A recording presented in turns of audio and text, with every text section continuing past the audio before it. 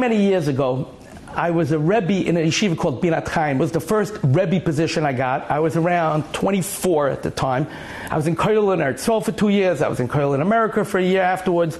And then I had to go work. I needed the parnasa, and I wanted, I needed to bring some parnasa to the house. And I got a job as a Rebbe in a yeshiva called Binat Chaim, which is not too far from here, actually. 33 years ago, right by Grand Central. And it was a yeshiva for Bukharian kids. And it was the first of its kind, actually. The first high school of its kind, at least. It was yeshiva primary before. But the first yeshiva high school of its kind, just for Bukharian children. And it was funded by mostly Ashkenazim, the great Reb Zev Wolfson Zatzal, Yitzi Laubs of the world. Many, many people were involved in this very holy avoda that we undertook. And look what expanded from it 30 years later. How many yeshivas, how many from Bukharian children are out there, how many B'nai Torah, Rabbeim. But it all started, I would say, high school-wise from Binat Chaim.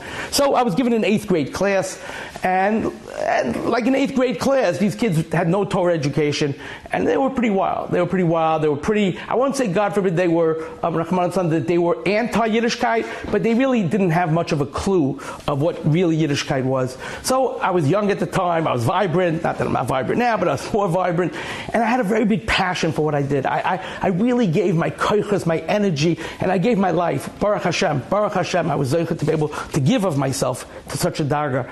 So Hanukkah was approaching, and I was telling my students about the importance of a Hanukkah menorah. Before that, I actually discussed with them the story of Hanukkah with their severed children, how they didn't want to eat not kosher, they didn't want to eat treif, they didn't want to one of them bowed down to the emperor. But the whole story there, and it's a very, very, if you look in the Medrash about it, it's a very, very, I wouldn't say grotesque story, but it's a difficult story, how the kids were mutilated. It was just a terrible story, and each one had to see the other one suffering, being cut up. It was a very bad story. And I was careful how I said it to them.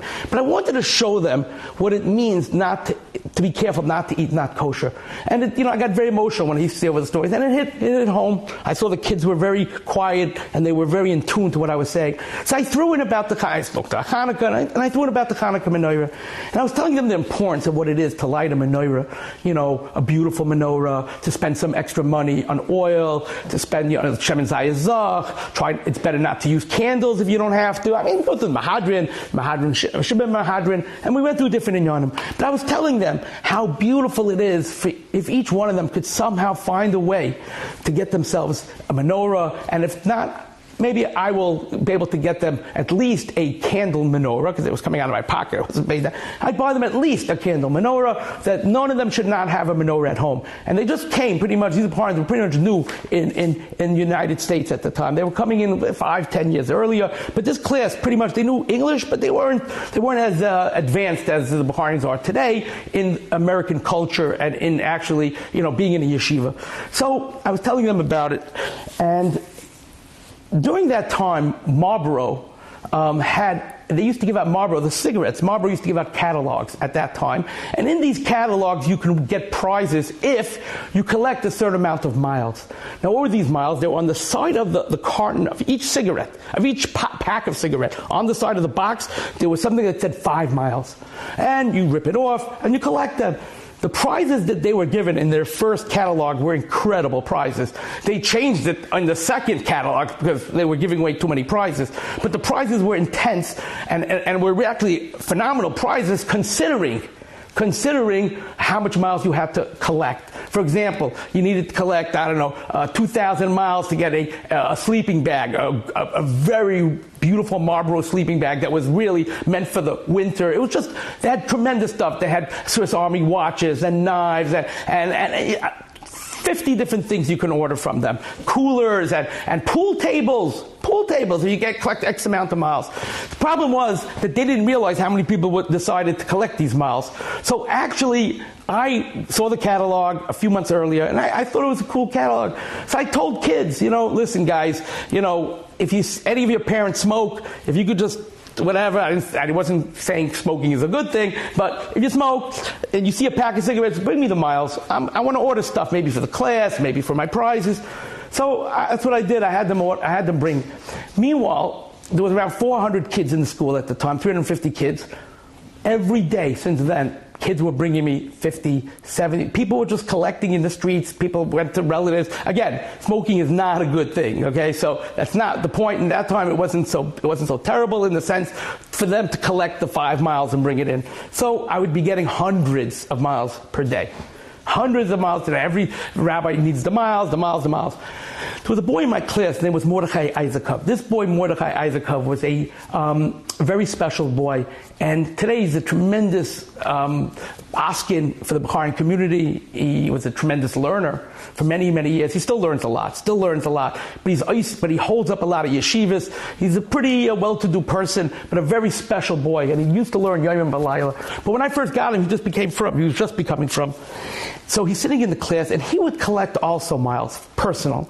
And he would sit every day, and I let him do it. He would sit in class quietly. At the time, he wasn't into learning so much, but he wasn't making noise, but he was a good boy. And he would sit there, and certain times of the day, he would take out his miles, and he would count them. He would count them out. I would see him going 5, 10, 15. And then he'd put them in rubber bands and put them on the side. And by recess especially, he would be doing this. And he put them in bags and then another bag. Basically, these miles were his life. Now, I want to tell you the poverty that these children had when they first came was really intense.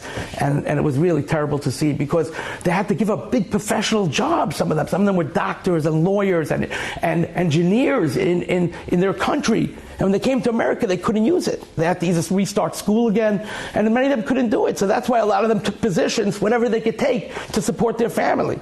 But the poverty was rampant. I remember the families would live together to be able to just survive, to make ends meet. So it was a very difficult situation at the time, I remember, for most of the Bukharian people, especially in my class. So this guy, I realized his miles were big to him. And for 3-4 months, he was collecting these miles. I'm telling you, by recess, he would sit there almost like a miser, counting his money, counting his miles, putting them in, and I would see him lovingly put them in the bag. 8th grader, he must have been 14 years old at the time. And he's putting it in the bags, and that's how every day he would sit by recess doing this. And then he'd get one more and one more. Meanwhile, I was collecting 25,000 miles, 30,000 miles, and he had all collected around 1,000. So that was the difference of how much I collected, I was given compared to him. Anyway, we were discussing menorah.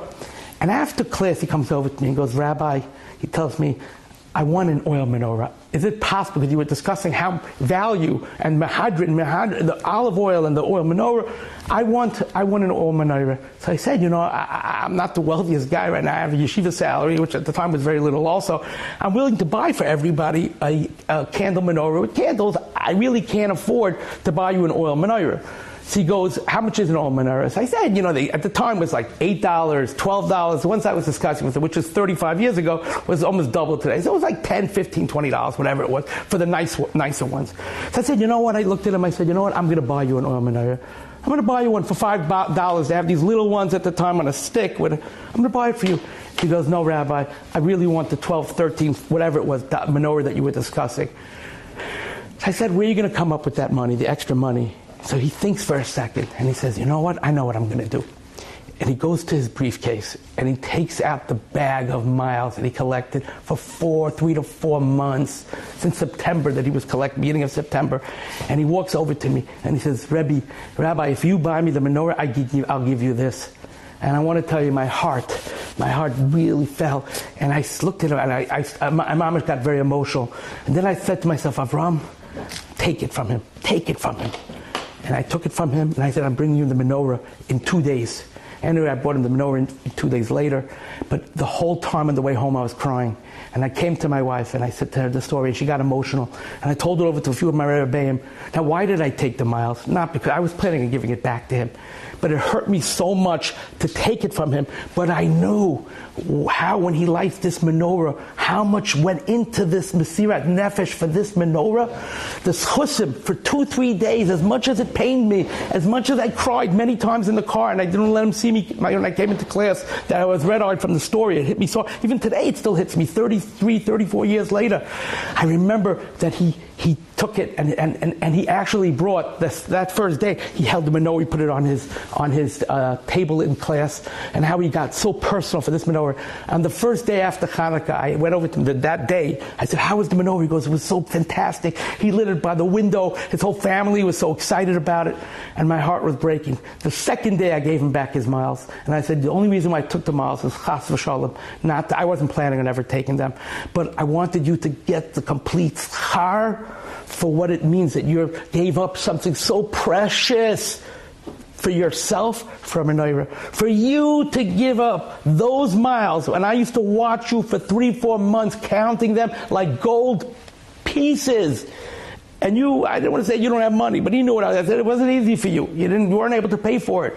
But you gave it with the most important, valuable thing you personally own physically, to light the menorah. That is what the menorah is all about. That little bit of darkness, that little bit of light that takes off a lot of darkness, that expels a lot of darkness. This was that little light that took away a lot of darkness.